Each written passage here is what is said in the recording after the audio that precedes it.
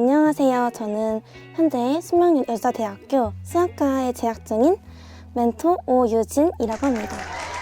오늘 수학과 학과 소개를 진행할 건데요. 첫 번째, 잠깐 멘토 소개를 간략하게 진행할 예정이고요. 그리고 수학과에서 배우는 내용, 그리고 수학과 활동, 그리고 수학과를 어떻게 진학하게 되는지, 그리고 비교과에서 제가 추천하고 싶은 활동들에 대해서 간략히 소개를 할 예정이고요. 저희 학교에는 복수 전공, 심화 전공뿐만 아니라 연계 전공이라고 있는데 그에 대해서 간략하게 설명할 예정이고요. 그리고 수학과 진로, 그리고 인터뷰 영상을 비롯해서 자주 하는 질문에 대해서 다룰 예정입니다. 네, 저는 논술 전형으로 수학과에 진학을 하게 되었고요. 저 같은 경우는 2학년 겨울방학 때부터 논술을 준비를 했던 것 같아요. 그리고 논술뿐만이 아니라 학종도 같이 준비를 하였고, 저는 현재 수학 교육 쪽이나 아니면 통계 쪽으로도 진로를 생각을 하고 있고요. 그렇기 때문에 수학과에다가 뒤에 말씀드리겠지만 빅데이터 연계 전공도 하고 있습니다. 네, 수학과 소개 및 수학과에서 배우는 내용에 대해서 간략히 소개드리려고 합니다. 수학과라는 거는 그냥 편하게 생각을 하면 수학에서 다루는 고등학교 수학을 비롯해서 이제 수학을 좀 더 깊게 다양한 학문을 배운다고 생각을 하면 좋을 것 같아요. 수학에는 순수 수학이 있고 응용 수학이라고 크게 나눌 수가 있는데, 순수 수학은 그냥 다른 거랑 융합되는 거 없이 정말로 수학을 배운다라고 생각을 하면 되고, 예를 들어서 뭐 대수학이라든지 해석학이라든지 위상수학이라든지 그런 과목들이 순수 수학에 속합니다. 그리고 수학과는 4년 내내 실습이 없는 과목이에요. 오직 이론만 다루는 과목인데, 그러다 보니까 그럼 수학만 배우나 이렇게 생각이 들 수 있는데, 이제 응용수학이라고 다른 과목과 융합되어 있는 수학을 배우기도 합니다. 이제 그 예시가 컴퓨터랑 섞인 게 바로 전산수학이고요. 그리고 이제 암호론도 배우고, 그리고 통계학이라고 저희 학과는 통계학을 따로 배웁니다. 수학과에서. 그리고 이제 금융이나 경제 쪽으로도 융합되어 있는 과목이 학교마다 있기도 하고 없기도 합니다. 그거는 학과 커리큘럼을 보시는 게 좋을 것 같고요. 저희 학교 같은 경우는 이렇게 4년 내내 어떻게 배우는지가 수학과 홈페이지에 들어가 보면 볼 수 있어요. 저는 현재 2학년 1학기 재학 중이고요. 제가 배우는 과목을 크게 3가지를 준비해 왔는데, 일단 미분 방정식이라는 과목을 현재 배우고 있어요. 지금 보다시피 지금 빨간색 쳐 있는 게 문제거든요. 근데 이건 좀 처음 본 방정식이잖아요. 이렇게 새로운 방정식에 대해서 어떻게 접근하고, 그리고 이런 방정식은 어떤 종류이고, 그래서 이제 종류마다 어떻게 푸는지, 이런 식으로 좀 증명이라든지 그런 것보다는 미분 방정식은 약간 문제를 푸는 과목이라고 생각을 하면 될 것 같아요. 근데 문제를 푸는 과목이 수학과에서는 많지는 않고 좀 증명하는 과목이 더 많은 것 같아요. 제가 느끼기에는 학년이 올라갈수록 많아지는데, 정수론 같은 경우는 맨 마지막에 보면 지금 9에 10k 플러스 9 제곱이 100으로 나눴을 때 나머지가 89가 된다. 이거를 증명한 거예요. 무슨 말인지는 알겠는데, 뭘 증명하는지는 알겠는데 어떻게 증명하는지를 잘 모르는 것들을 이제 고등학교 때는 그냥 넘어갔다면, 이제 좀 더 깊게 정수의 범위 안에서 증명을 하고 또 문제도 풀고 이런 식으로 생각을 하면 좋을 것 같고요. 선형 대수학 같은 경우는 벡터 공간, 벡터, 선형 변환, 연립 선형 방정식 뿐만 아니라 그 행렬까지 이런 걸 다루는 대수학의 한 분야로 현재 배우고 있습니다. 수학과 활동에 대해서 설명을 드리도록 하겠습니다. 일단은 3월에 개강총회랑 MT를 진행하게 되었는데요.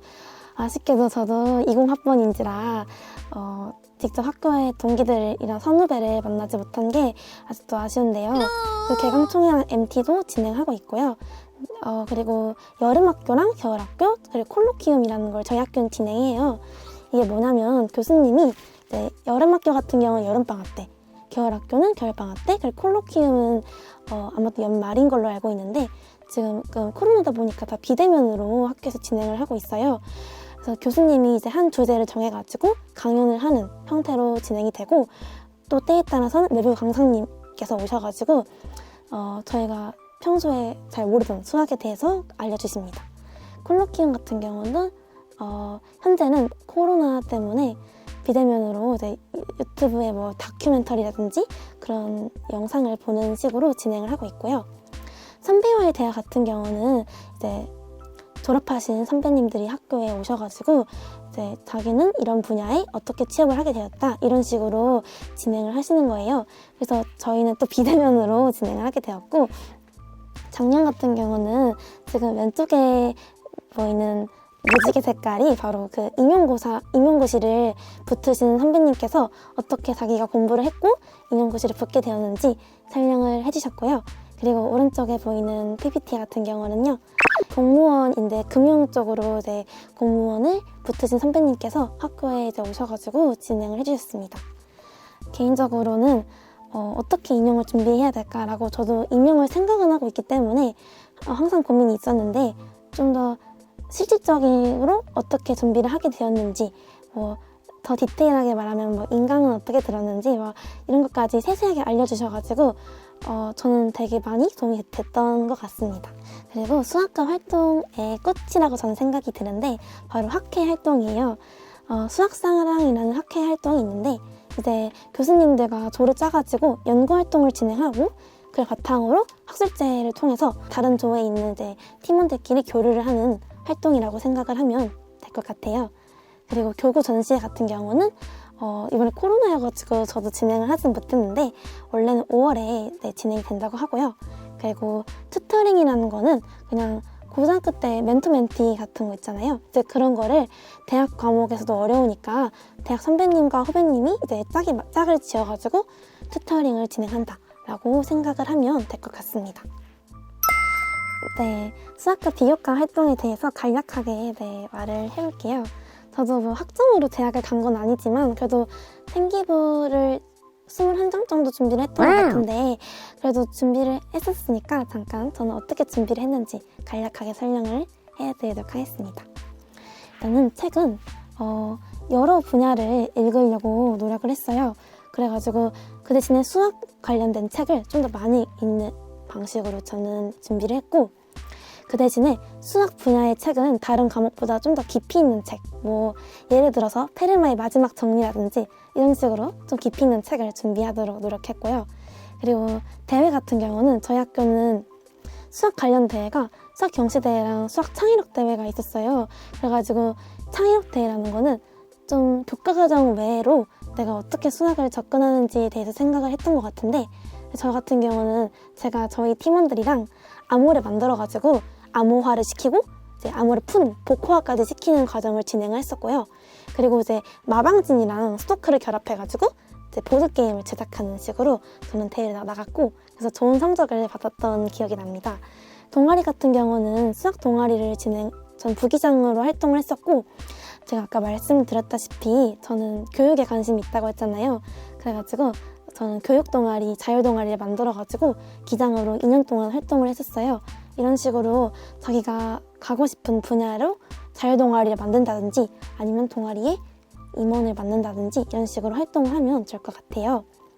그리고 봉사활동 같은 경우는 저는 지역 아동센터에 가가지고 이제 가르쳐주는 봉사를 진행했고요. 2년 연속을 했는데 저는 단기 봉사를 여러 개 하는 것보다는 장기 봉사 하나를 꾸준히 하는 것이 전 더 좋다고 생각이 들어요. 지금 보시다시피 전공 적합성이 되게 중요하게 보잖아요. 그래서 다양하게 활동을 하되 수학이라는 그런 틀 안에서 활동을 하면 좋을 것 같다는 생각이 듭니다. 네, 복수 전공과 연계 전공, 세부 전공에 대해서 잠깐 말씀드릴게요. 네, 연계 전공 같은 경우는 융합 전공이라고 생각을 하면 좋아요. 우리가 학과 이름으로는 통계학과 이렇게만 있지 빅데이터 전공 이러는 학과는 저희 학교에는 없어요. 이렇게 연계 전공 같은 경우는 통계랑 IT학과 이런 식으로 다른 두 학과를 섞는다고 보면 좋을 것 같아요. 그래서 저희 학과 학생들이 많이 선택하는 연계 전공은요. 지금 제가 빨간색으로 비추친 이제 경제 관련된 금융 전공과 제가 하고 있는 통계 관련된 빅데이터 연계 전공을 많이 듣고 있습니다. 그리고 복수전공, 부전공 차이는 학점 수의 차이인데요. 부전공보다는 복수전공이 학점을 더 많이 듣는다 이렇게 생각을 하면 될 것 같고, 많이 하는 복수전공은 통계학과나 컴퓨터공학과나 경제경영학과 이런 식으로 공대나 아니면 사회과학대 이런 대학을 많이 복수전공하는 것 같습니다. 수학과 졸업 요건은 이렇게 저희 학교는 시험을 봐가지고 졸업을 해야 되는데요. 이게 보시다시피 수강을 하면 면제가 돼요. 그렇기 때문에 시험을 안 보려고 다 모든 과목을 수강하다 보면 자동으로 심화전공이 되는 것 같아요. 그래가지고 저는 수학과 심화전공을 현재 하고 있고요. 심화전공은 그냥 보통 수학과 학생들보다 더 학점을 많이 듣는다 라고 생각을 하면 될 것 같습니다. 네, 수학과 진로 같은 경우는요, 이제 금융, 보험, 은행 이런 식으로 증권 분야로 나갈 수 있고요. 저처럼 수학 교육 분야로 나갈 수 있습니다. 저 같은 경우는 교육 콘텐츠 개발이라든지 아니면 수학 문제집 출판 이런 식으로 교사뿐만 아니라 다른 교육까지 생각을 해보고 있는 상황이고요. 저희 학교 같은 경우는 교직 이수도 가능하기 때문에 5% 안에 드시면 교직 이수도 가능합니다. 그리고 컴퓨터 보안 통신 분야 같이 컴퓨터 쪽으로도 진학이 가능하고요. 이런 경우는 수학과 단일 전공으로 진학을 하기는 조금 어려움이 있을 것 같고, 뭐 컴퓨터 공학이라든지 뭐 다른 공대를 같이 복수 전공을 하는 것이 더 좋을 것 같습니다. 그리고 대학원을 진학을 해가지고 교수님이라든지 아니면 수학 연구를 진행하기도 합니다. 네, 이렇게 다양한 진로가 있고요. 네, 저는 여기까지 하도록 하겠습니다. 감사합니다. 네.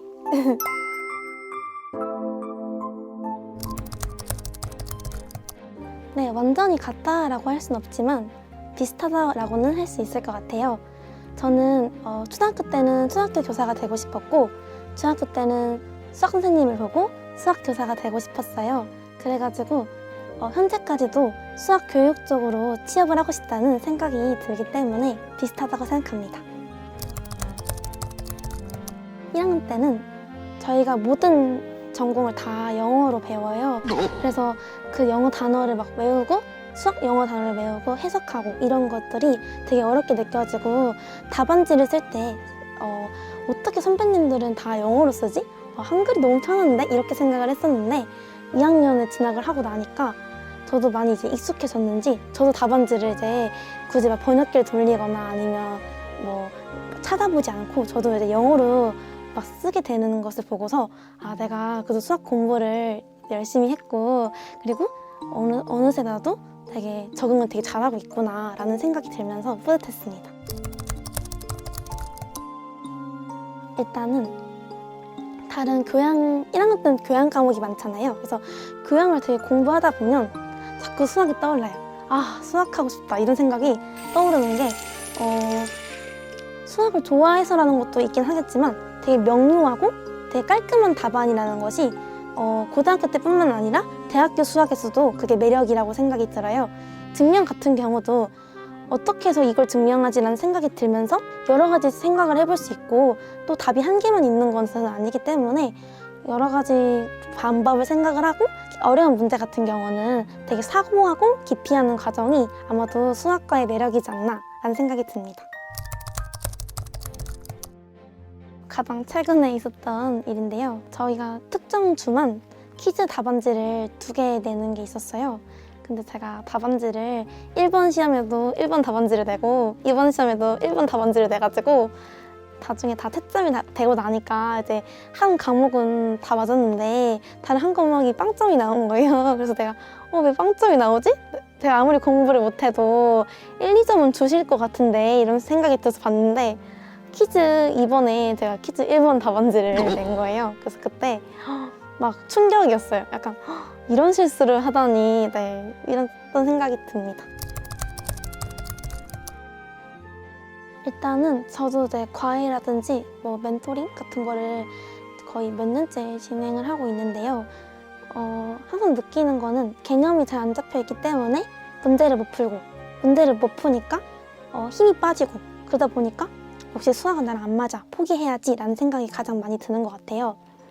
그래서 일단은 수학에 있는 개념을 이해하려고 노력하는 것이 저는 먼저라고 생각이 들어요. 물론 수학을 재밌게 한다는 것이 말이 솔직히 쉽지 않잖아요. 그래서 자기가 어디가 부족한지, 자기 수학이 어디서부터 안 되어 있는지를 알고 좀 되게 자존심 상해하지 말고, 만약에 내가 중학교 2학년인데 초등학교 6학년 때부터 안 돼 있다 그러면 차라리 초 6학년 걸 다시 보고 넘어오는 게 저는 더 낫다고 봐요. 그렇기 때문에 개념 공부를 전 열심히 했으면 좋겠습니다. 네.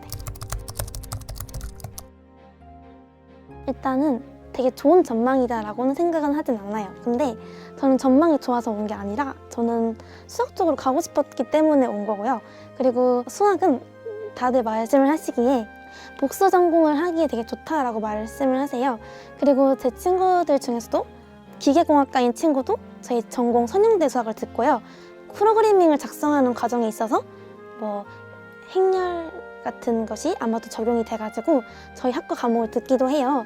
그런 식으로 이제 프로그래밍을 짜는데도 수학이 들어가고, 그리고 이제 통계라든지 경영, 경제 같은 경우도 수학과 다 연관이 있기 때문에 물론 수학 자체로만으로도 진로를 나갈 수 있지만 다른 과목이랑 융합적인 부분에서라도 생각을 해봤을 때도 저는 전망이 나쁘지는 않다고 생각합니다. 네.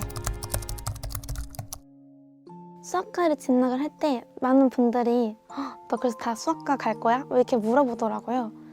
근데 자기가 하고 싶은 꿈을 포기하지 않고 난 수학과에 가고 싶으니까 열심히 해야지 이런 식으로 네, 수학에 대한 비교과 활동을 챙겨가는 것도 중요한 것 같고, 그리고 꿈을 향해 포기하지 말라라는 말을 해주고 싶습니다. 제가 청소년들의 꿈을 응원하겠습니다. 화이팅!